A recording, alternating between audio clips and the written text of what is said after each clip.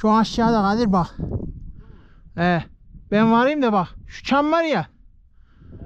Çamın 15 metre 20 metre ilerisinde. Beni taşıyıp da oraya varayım. He? Ya yoksa sen var al. Var al çama varınca. Ha şu alt. He?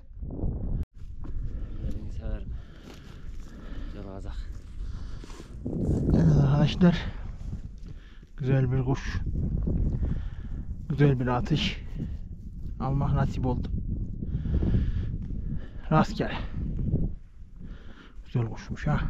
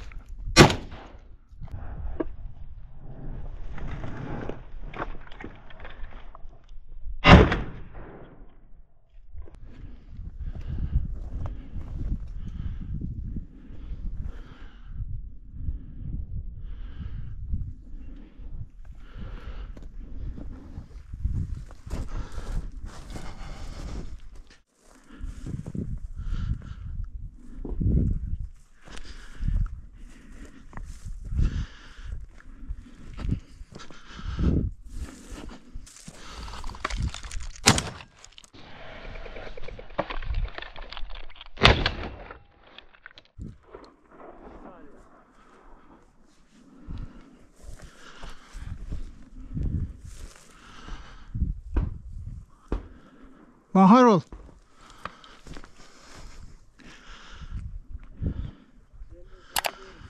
He?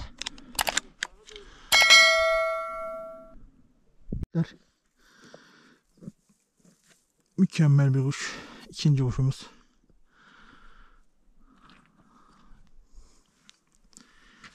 Rastgele.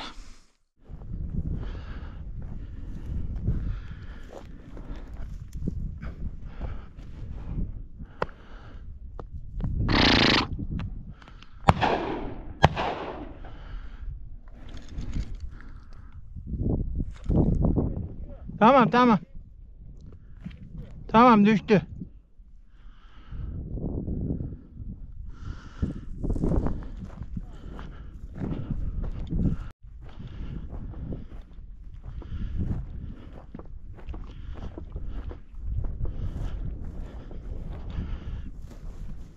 Evet arkadaşlar. Kadir'in yukarıdan vurduğu kazak geldi önüme düştü. Güzel bir kuşmuş. Rastgele.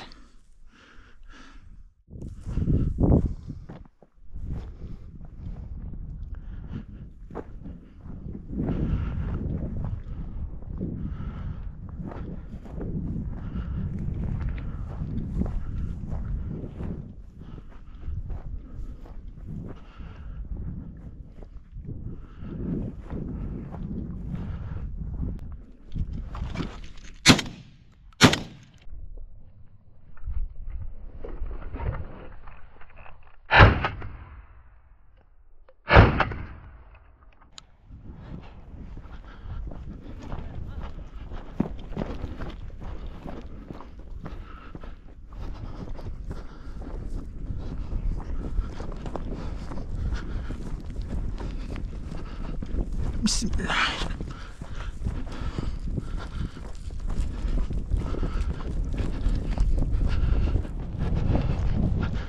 Dur la, dur la. Şşş.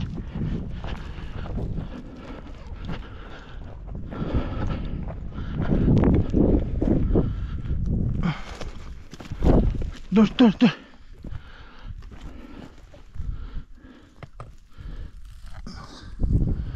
Bismillah.